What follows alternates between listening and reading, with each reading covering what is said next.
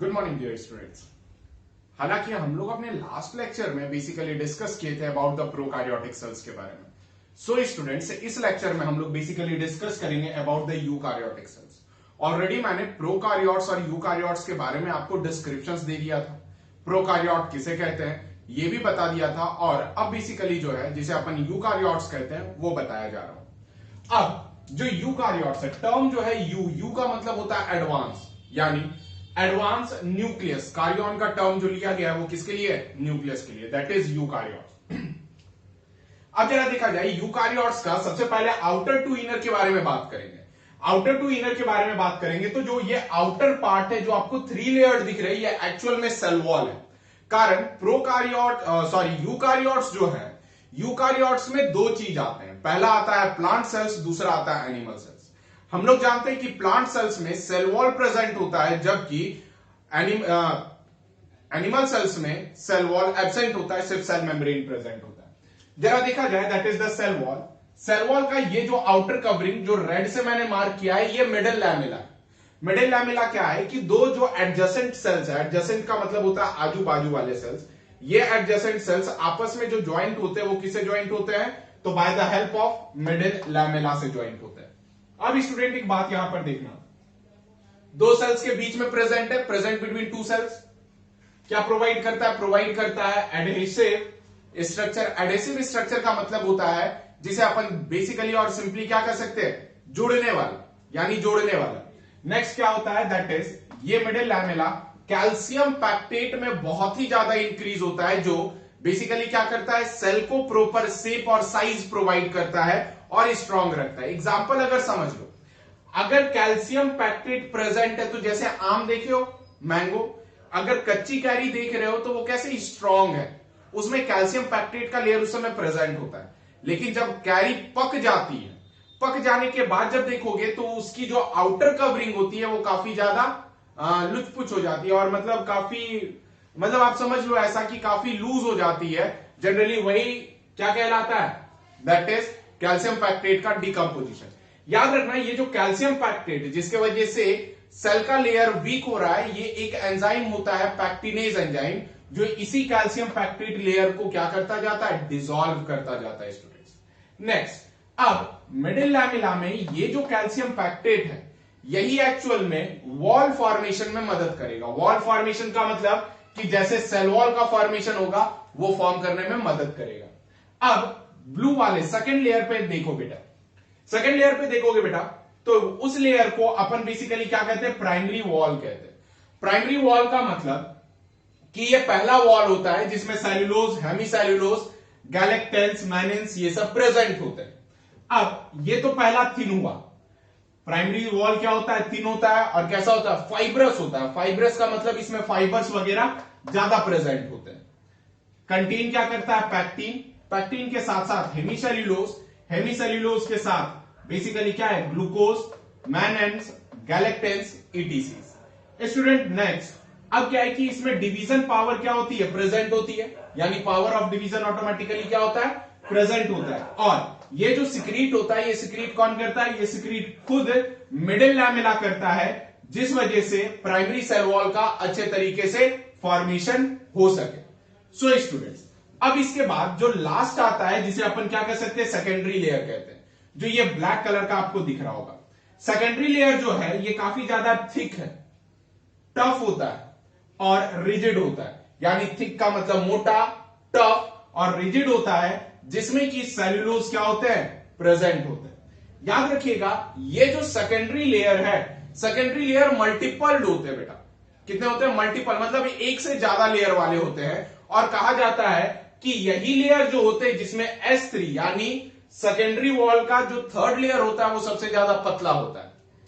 याद रखिएगा, इस जगह पर सेकेंडरी लेयर पे डिवीजन की पावर प्रेजेंट होता है, और secondary layer most of mature tissues में पाए जाते हैं। किसमें पाए जाते हैं? मैच्योर टिश्यूज में पाए जाते हैं। अब स्टूडेंट जरा देख लेना कि सेल वॉल के बीच में बेसिकली एक गैप प्रेजेंट होगा, जिसे अपन क्या कह सकते हैं? प्लाज्मोडेस्माटा कहते हैं।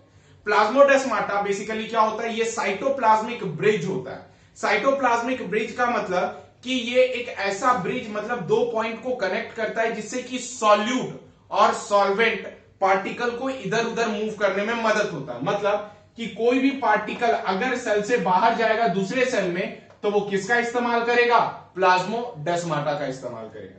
नेक्स्ट स्टूडेंट, अब इंटरनल स्ट्रक्चर पे अगर अपन डिस्कस करें तो इंटरनल स्ट्रक्चर में सबसे पहला आता है सेल मेम्ब्रेन। सेल मेम्ब्रेन के बारे में ऑलरेडी हम लोगों ने बहुत अच्छे तरीके से डिस्कस कर लिया था, और ये सेल मेम्ब्रेन को आगे चल करके और भी इलाबोरेट करेंगे। सो सेल मेम्ब्रेन के बिहाफ पे अब हम लोग सीधा डायरेक्ट इंटरनल स्ट्रक्चर डिस्कस करते हैं। जैसे इंटरनल स्ट्रक्चर में सबसे पहले क्या है? ये साइटोप्लाज्म है। साइटोप्लाज्म का मतलब आप जानते हो कि ये फ्लूइड होता है। ये फ्लूइड होता है जो कि सेल मेम्ब्रेन के अंदर प्रेजेंट होता है और मेन सेलुलर अरेना होता है, जिसमें कि सारे रिएक्शंस होने के चांसेस रहते हैं। बोर्ड में उतना स्पेस नहीं था, सो दैट्स व्हाई मैं उसे मेंशन नहीं किया हूं। सो स्टूडेंट्स, अब आगे जो है दैट इज, इसमें से सबसे इंपॉर्टेंट रोल प्ले करता है न्यूक्लियस। न्यूक्लियस बेसिकली आप जानते हो जिसमें जेनेटिक मटेरियल प्रेजेंट रहता है, जिसके अंदर क्रोमेटिन थ्रेड होता है। ये क्रोमेटिन थ्रेड में क्रोमोसोम प्रेजेंट होता है, और क्रोमोसोम पे क्या प्रेजेंट होता है? जीन प्रेजेंट होता है। और यही जो जनीन है, ये क्या करता है? जनीन ऑटोमेटिक हमारे नेक्स्ट जनरेशन में पास होता है और इवोल्यूशन करवाता है। अब स्टूडेंट्स आगे देखना कि जब न्यूक्लियर मेम्ब्रेन के बारे में बात किया जाए तो यहां पर इनफोल्डिंग्स प्रेजेंट होता है। न्यूक्लियर मेम्ब्रेन और प्लाज्मा मेम्ब्रेन को दोनों को जोड़ता है ये इनफोल्डिंग, इसका नाम होता है क्या? Endoplasmic reticulum. Endoplasmic reticulum actual में इनफोल्डिंग किसका होता है? प्लाज्मा मेम्ब्रेन का। ये पीएम मतलब plasma membrane, not prime minister mister Narendra Modi, ध्यान रखिएगा।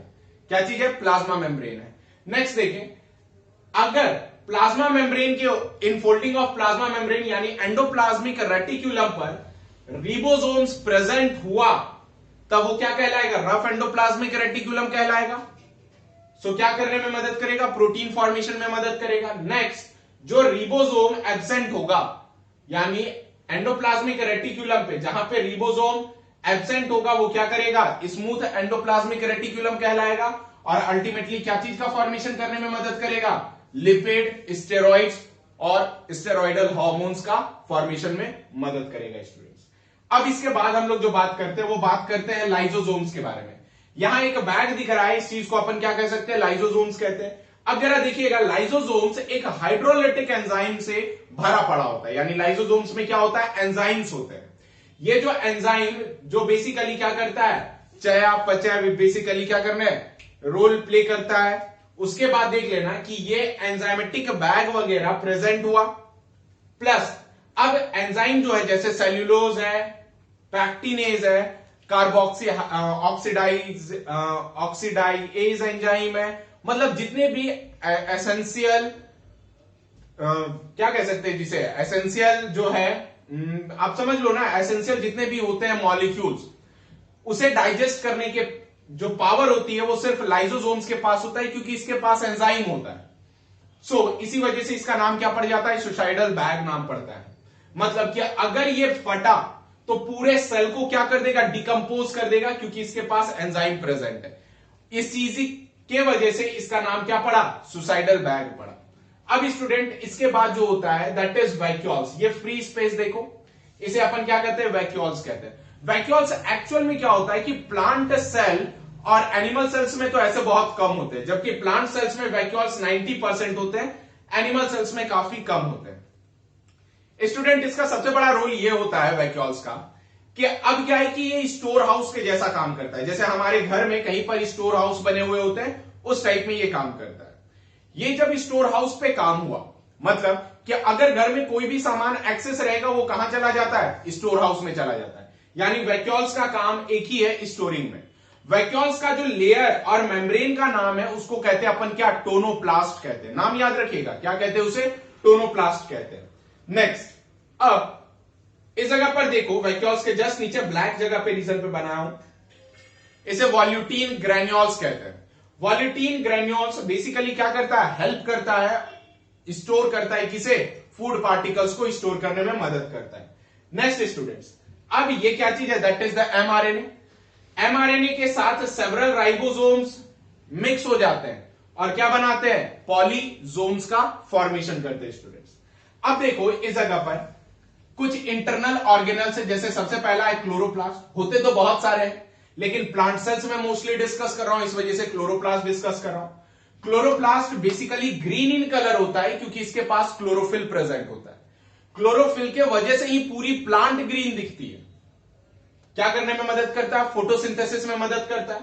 फोटोसिंथेसिस के बिहाफ पर बेसिकली जब ये फोटोसिंथेसिस करता है तो जनरली क्या हुआ कि वो अपना फूड को खुद से प्रिपेयर करता है। यही कारण है कि प्लांट सेल्स को अपन कॉमनली क्या कंसिडर करते हैं कि ये सेल्फ डिपेंडेंट होता है, ऑटोट्रॉप्स होते हैं।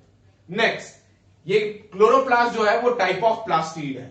नेक्स्ट स्टूडेंट, इसके बाद आता है माइटोकॉन्ड्रिया के बारे में। यहां पर देखो रेड कलर में मैंने मेंशन किया है, इसे अपन माइटोकॉन्ड्रिया कहते हैं। माइटोकॉन्ड्रिया एक इंपॉर्टेंट रोल प्ले करता है, यानी अब सेल्स को एनर्जी की रिक्वायरमेंट है।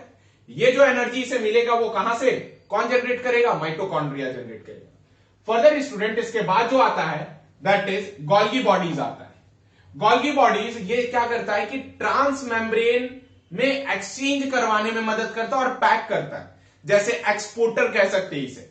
डिक्टियोसोम्स प्लांट में नाम है, Golgi bodies normal animal cells में नाम है, प्लस इसे ट्रैफिक पुलिस प्लस पोस्टमैन, बहुत सारे ऐसे नाम हैं। जब हम इसके बारे में एसेंशियल टॉपिक्स में पढ़ेंगे तब हम लोग गोल्गी बॉडीज को और भी ज्यादा डिस्क्राइब करेंगे। लेकिन फिलहाल आपको गोल्गी बॉडीज को एक ही चीज समझना है कि गोल्गी बॉडीज क्या करते हैं? पैकेजिंग में मदद करते हैं। यानी किसी भी सब्सटेंस का फॉर्मेशन जब सेल्स के अंदर होता है तो उसे गोल्गी बॉडीज अपने अंदर लेता है। जैसे कि यहां पर प्रोटीन और स्टेरॉइड और लिपिड वगैरह का फॉर्मेशन हो रहा है, ये गोल्गी बॉडीज अपने अंदर लेता है, अपने इंटरनल उसे क्या करता है? पैक करता है, और अल्टीमेटली पैक करने के बाद क्या करता है? वो प्लाज्मोडेस्माटा की मदद से दूसरे रीजन पर ट्रांसफर कर देता है।